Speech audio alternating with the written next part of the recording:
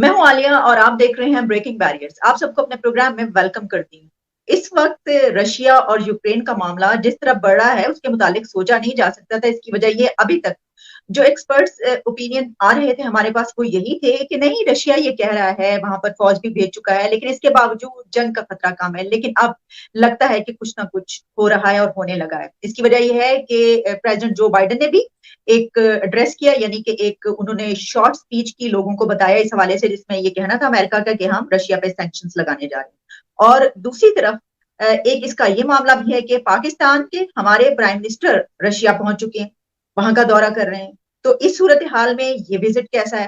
تو ان دونوں معاملات پر گہری نظر ہے ہمارے بہت ہی اچھے دوست، سینئر جرنلسٹ، سینئر اینالسٹ، ایک ریناؤنڈ پوئٹ، آتھر اور رائٹر مسٹر عاطف توقیر ہمارے ساتھ موجود ہے. Atif Tauqeer, thank you so much for joining my شو.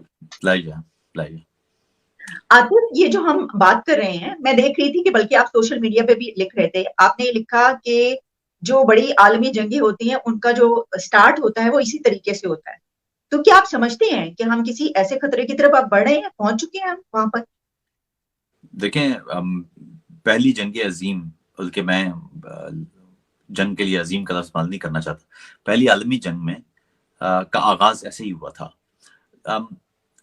گو کہ ابھی ہم نہیں کہہ سکتے، بہت پری میچور بات ہوگی کہ ہم جنگ کی طرف جا رہے ہیں، لیکن یہ بات ہے کہ کبھی کبھی چیزیں وہ اس انداز سے رول آؤٹ ہوتی ہیں کہ پھر ہمیں پتہ نہیں چلتا، پھر ہمارے ہاتھ میں رہتی نہیں ہے.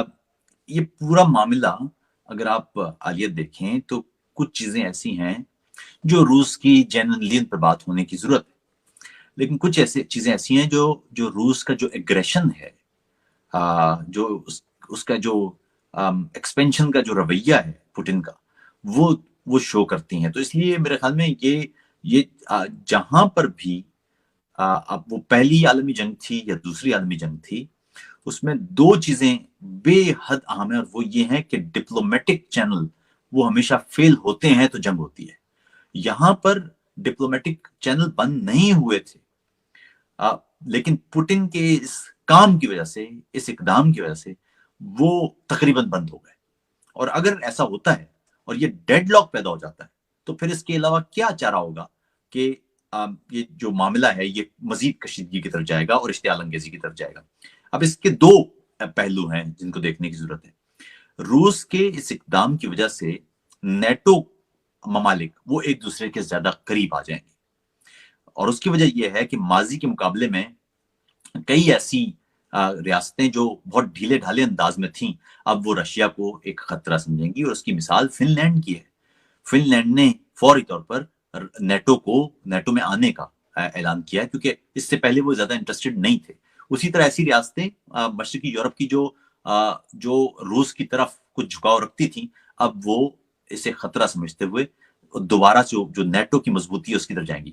لیکن دوسری طرف ایک اور خطرناک بات ہے، وہ یہ کہ روس اور چین عام حالات میں کبھی بھی ایک ساتھ نہیں رہے، لیکن اب ہم دیکھ رہے ہیں کہ روس اور چین پچھلے کچھ عرصے میں بہت قریب آئے ہیں.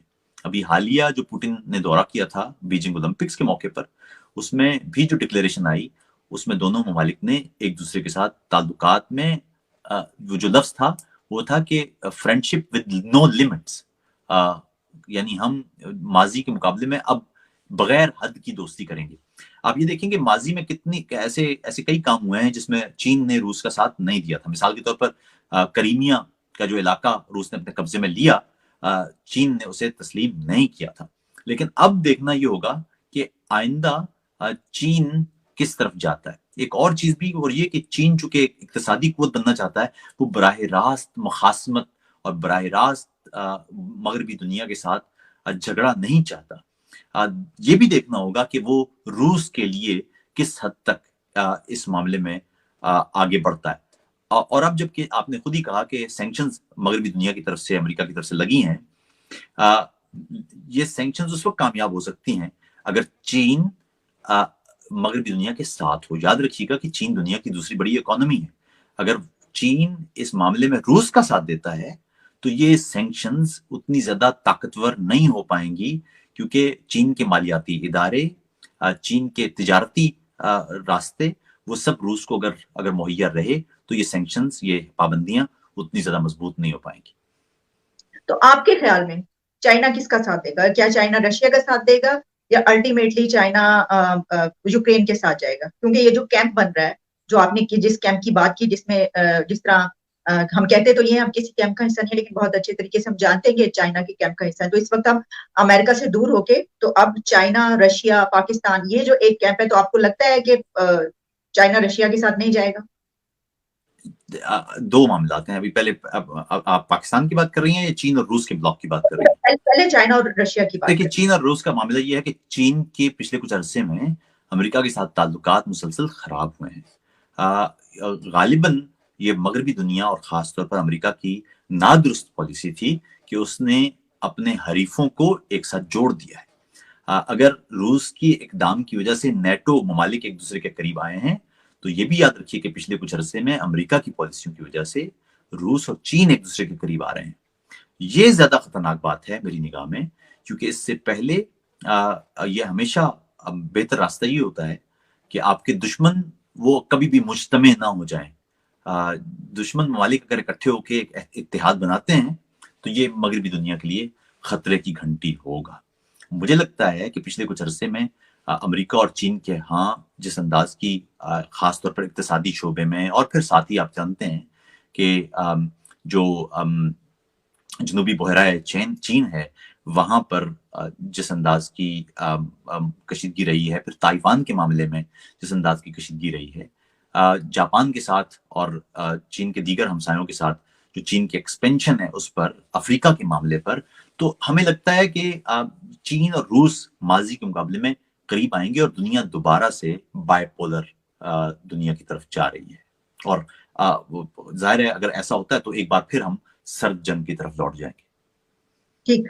अच्छा, आदित्य तौकीर, जिस तरह हम बात करें prime minister Imran Khan Russia के विजिट पर, तो इस वक्त बहुत सारी बातें की जा रही हैं कि उनका इस वक्त का जो ये विजिट है ये बहुत ही अजीब हालात में। ये तो बहरहाल एक तयशुदा बात है कि अजीब हालात है, क्योंकि वहां पर तो जंग जो है वो कहते हैं कि बस दरवाजे पे खड़ी और लग ऐसे ही रहा है।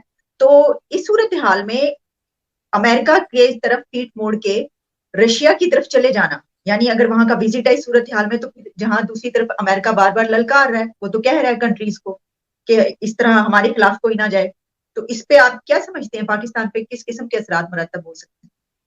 देखिए, पैगाम की बात है। सबसे पहला तो असर ये होगा, असल में हम लोग बहुत कंफ्यूज लोग हैं। हमारा किबला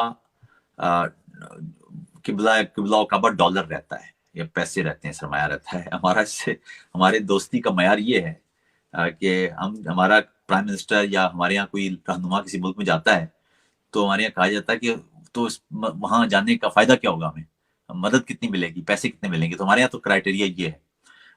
रूस, और एक बात और भी समझ लीजिए कि पाकिस्तान की जो इलीट है, उस इलीट का कोई लिंक वो चीन या मॉस्को के साथ नहीं है। ये बात समझ लीजिए। हमारी अशराफिया, हमारी इलीट के मफादात वो मॉस्को और वो बीजिंग के साथ नहीं है। कोई पाकिस्तान में कोई इलीट का आदमी अपने बच्चे को पढ़ने के लिए मॉस्को या बीजिंग नहीं भेजता, वो अपने बच्चे को मगरबी दुनिया की तरफ भेजते हैं। तो इस इलीट के मफादात यही है।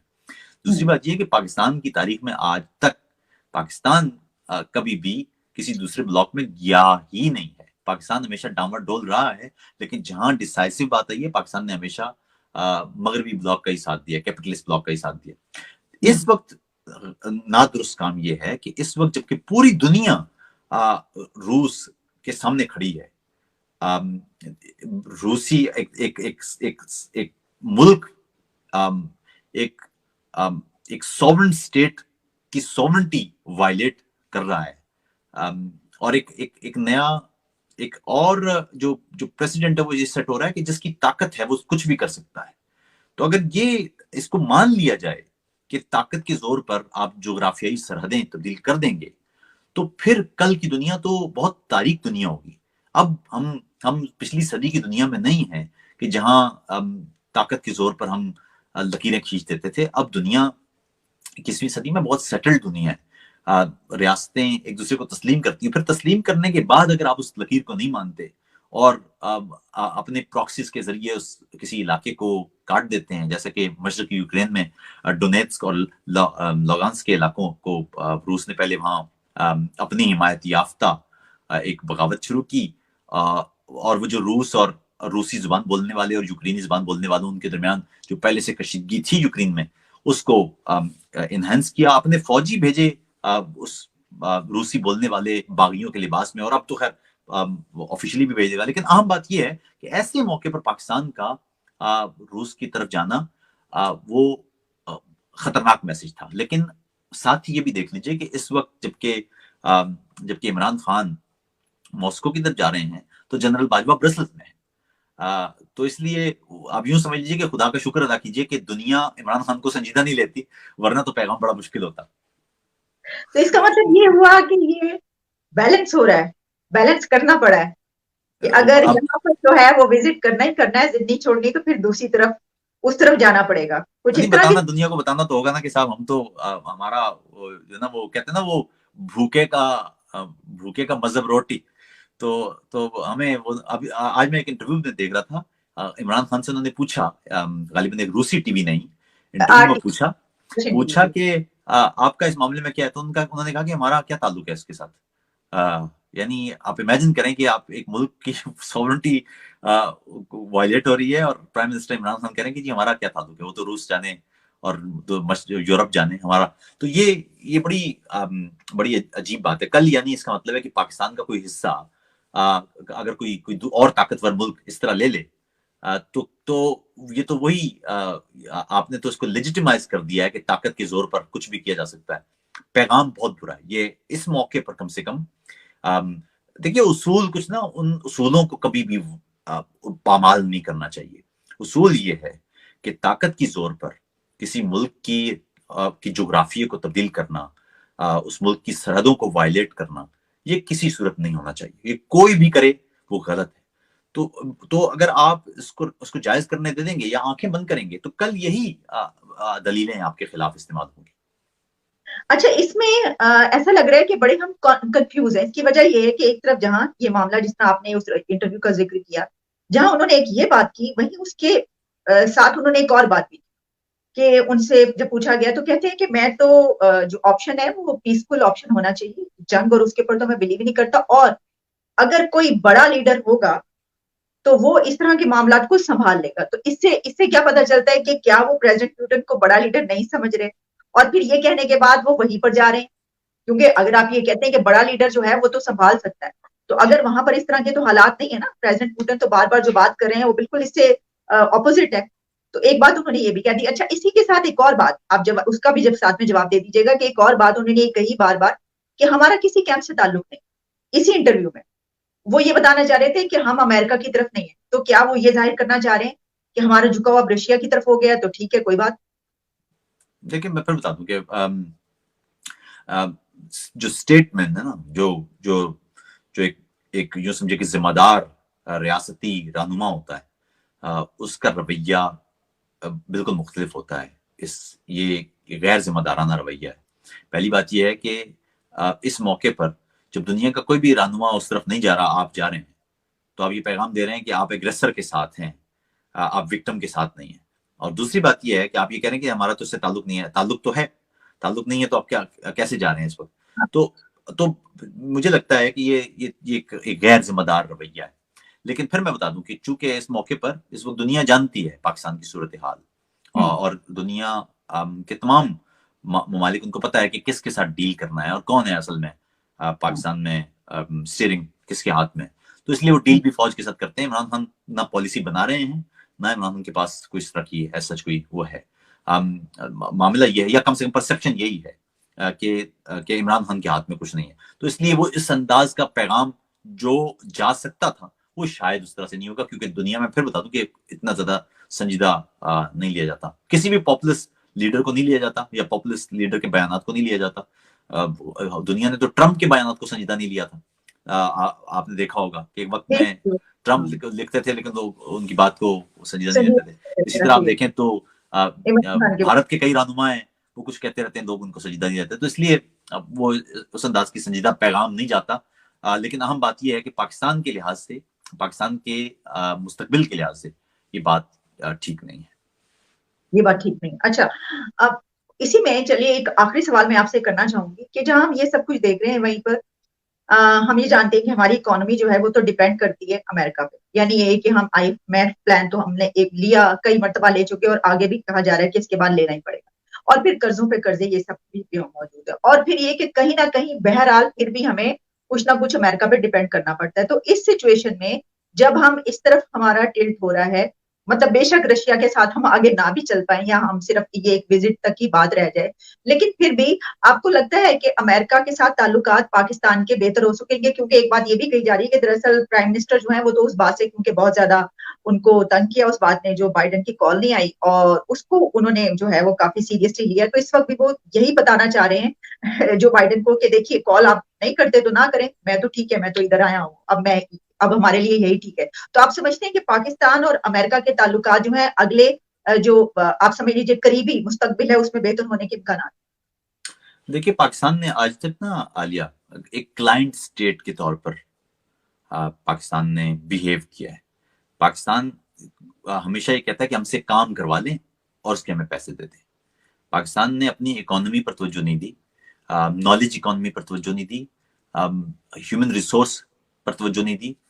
अब पाकिस्तान में इससे पहले भी हम बात कर चुके हैं, बच्चों का एक बड़ा हिस्सा है पाकिस्तान में मजमूई आबादी का, करीब 2.5 करोड़ वो स्कूल ही नहीं जा रहे हैं। तो पाकिस्तान ने कभी भी इस तरफ अपनी इक्तसादियात पर तवज्जो नहीं दी। पाकिस्तान की पूरी इकोनॉमी वो है ही डिपेंडेंट। सऊदी अरब से पैसे ले लिए, चीन से पैसे ले लिए, आप यूएई जाएंगे तो कहेंगे जी आप हमारी मदद कर दें, आप कतर में जाएंगे तो जी कतर हमारी मदद कर दे। तो ये शुरू से रहा है। अब मसला यह है कि इस वक्त इस खित्ते में अमेरिका के वैसे मफादात अब नहीं हैं जैसे 9/11 के बाद थे।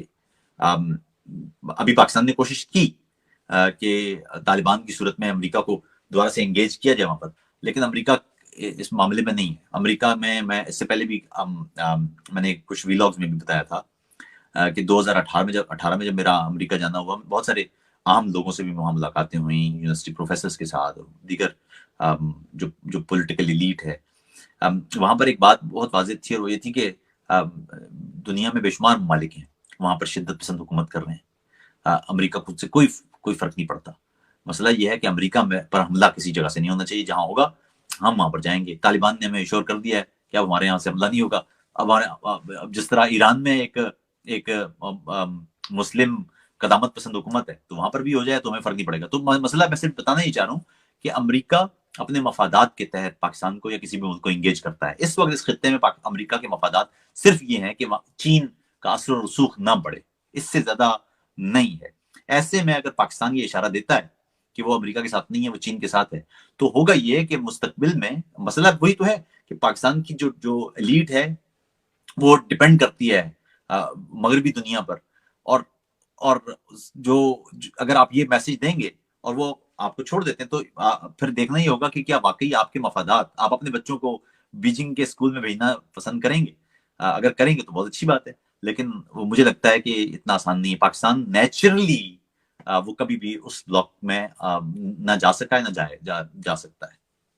चीन और रूस वाले ब्लॉक में पाकिस्तान फिट ही नहीं होता उस कैंप में। लेकिन अगर पाकिस्तान आर्टिफिशियली कोशिश करता है तो वो इसलिए आज से नहीं हो पाएगा क्योंकि पाकिस्तान की जो बैगेज है वो उस तरह का नहीं है। ठीक, और फिर ये भी तो ना आतिफ के रशिया और इंडिया के ताल्लुकात बहुत करीबी ताल्लुकात, तो बहुत बड़े बजट के जो है वो एग्रीमेंट्स होते हैं।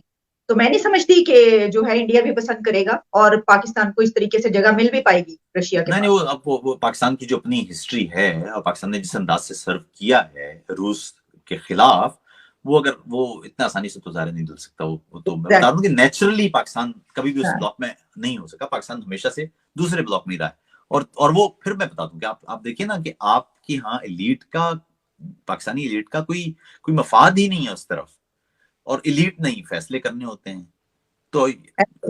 तो अब ये कैसे हो सकता है कि आपके बच्चे तो लंदन में हों और आप कहेंगे जी मॉस्को अगर फेंकता है बम तो फेंक दे लंदन पर? तो ऐसे तो नहीं हो सकता ना।